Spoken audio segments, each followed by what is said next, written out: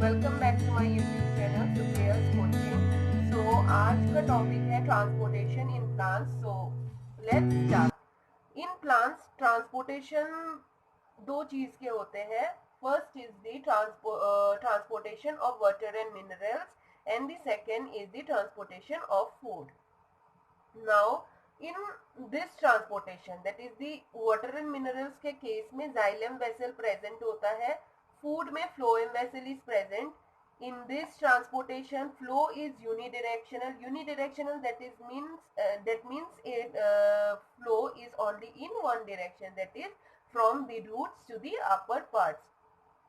And in case of food, flow is bidirectional, that is it may be upwards or downwards. Why this is because food is prepared in the green parts of the plant, so from the green parts now this food has to also to be transported in the non green part. So non green part तो ऊपर भी present होता है, plant के नीचे भी present होता है, तो this flow is bidirectional, that is it goes through both upward and downward direction. Now, in case of water and mineral transportation, two mechanisms are involved. One is the transpiration and another is the root pressure. So, what is transpiration? Let us study the transpiration. Transpiration का मतलब है loss of water from plant. जब plant से water loss होगा तो उसे transpiration बोलते हैं। और इसका प्रॉपर डेफिनेशन जो आपके बुक में दिया है वो है loss of water from aerial parts of the plant is called the transpiration. ये आप एग्जाम में लिखिएगा, ऐसे शॉर्ट पे मत लिखिएगा। ये बस मैं आपको समझाने के लिए यहाँ पे सिंपल वे में लिखा हुआ है। तो ट्रांसपीरेशन के प्रोसेस को हम पढ़ने जा रहे हैं। सो यहाँ पे मैंने एक ट्री बनाया हुआ है। सो ट्री में हमें पता है plants are made up of cells, plant cells. तो मैंने प्लांट सेल्स यहाँ पे बनाए हुए हैं। तो सेल्स बहुत बड़े बड़े बड़े ऐसे तो दिखते नहीं है, बहुत छोटे छोटे होते हैं सेल्स। यहाँ पे बस मैंने आपको समझाने के लिए ये बड़े साइज के सेल्स बनाए हुए हैं। तो क्या होता है जब वाटर मॉलिक्यूल सेल्स के अंदर वाटर मॉलिक्यूल्स प्रेजेंट होते हैं, जब when water molecules move outside, that is due to the heat in the environment, water loss occur. Now the water molecules goes outside, then in this cell a vacancy gets created. ये cell के अंदर water molecules निकलने के कारण यहाँ पे खाली जगह बन जाता है। अब इसमें वाटर का कंसेंट्रेशन कम हो जाता है। इस सेल में जैसे ये वाटर निकल जाता है, वाटर मॉलिक्यूल निकल जाता है, तब यहाँ पे वाटर का कंसेंट्रेशन बहुत कम होता है। तो इसको इक्वल करने के लिए जो सेकंड सेल होगा ये अपना वाटर मॉलिक्यूल फर्स्ट सेल को शिफ्ट करेगा। तो इन दिस वे दिस ऑल, अब ये वाटर मॉलिक्यूल शिफ्ट करेगा तो सेकेंड सेल में वैकेंसी क्रिएट होगा। Now the third cell will give its water molecule to the second cell. Now this process goes on until and unless the last cell carries the, I mean it absorbs the water and minerals from the soil. अब last cell को कौन देगा? Last cell के बाद कोई cell तो present है नहीं, तो ये एब्जॉर्ब करेगा सॉइल से। In this way water and minerals are absorb from the soil by the plants. That is, this is the transportation of water and minerals in plants. So now its functions are, it helps in absorption and movement, upward movement of water and minerals from roots to leaves. That is, from roots to leaves, it helps in absorption of water and minerals and upward movement of the water and minerals. It also helps in temperature regulation. Now the second mechanism is the root pressure. So यहाँ पे मैंने roots बनाया है and these are the root hairs. So in roots and in soil both carries solution, both contains solution, that is the solution of water and mineral. Roots में भी water mineral का solution present होता है, soil में भी water mineral का solution present होता है. Now when roots needs mineral, जब रूट्स को मिनरल्स चाहिए होता है, then in roots ATP is present. Now this roots uses that ATP uses that energy, that is the ATP, and absorbs minerals, that is the absorbs ions, that is the minerals from the soil. Okay so इसका मतलब ये है कि जब roots को minerals चाहिए होता है तब रूट्स में जो एनर्जी प्रेजेंट होता है, that is the ATP, it uses that energy to absorb minerals from the soil. Now when it absorbs mineral from the soil, now the water concentration will be low in the roots in comparison to the water concentration in the soil. uh, so what happens, this water will flow inside the roots, that is the water will flow from higher concentration to the region of lower concentration. Now we all know that what this process is called. This process is known as osmosis, that is the flow of water from higher concentration to a region of lower concentration.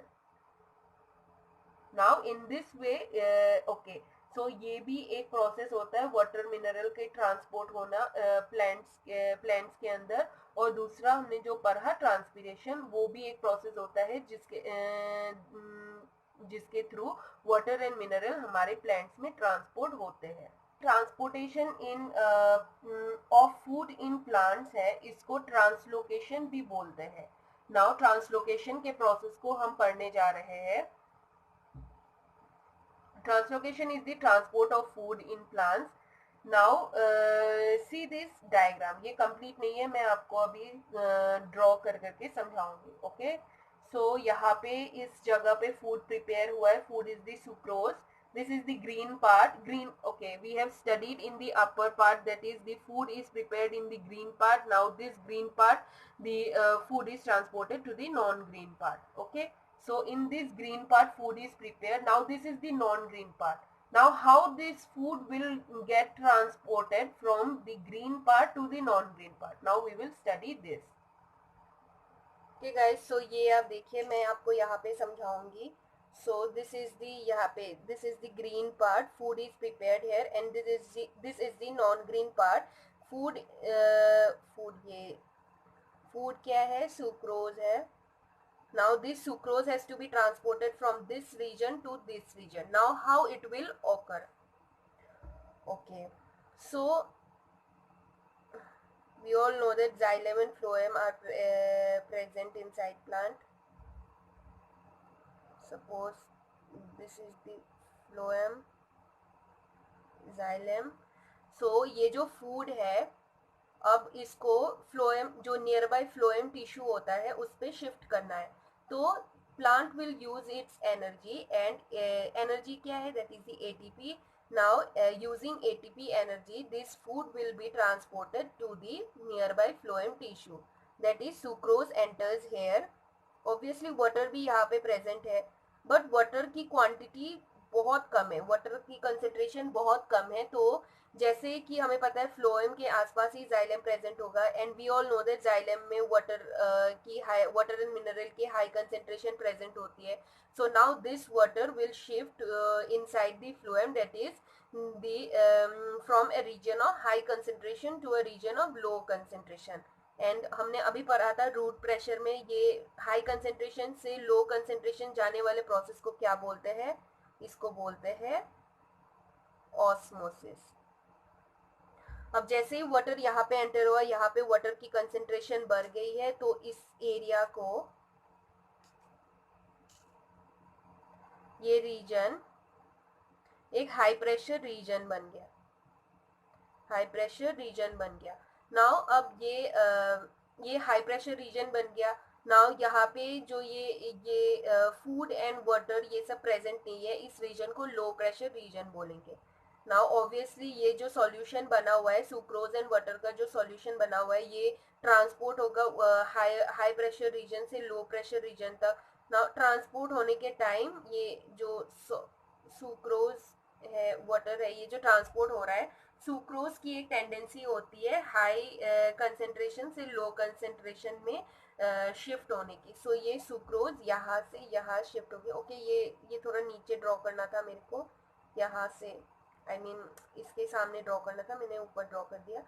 सो आप ये correct कर लेना। ये जो sucrose है ये लो high concentration से low concentration, मतलब ये फूड यहाँ पे नॉन ग्रीन पार्ट में बहुत ही मतलब है ही नहीं, यहाँ पे फूड को ट्रांसपोर्ट करना है।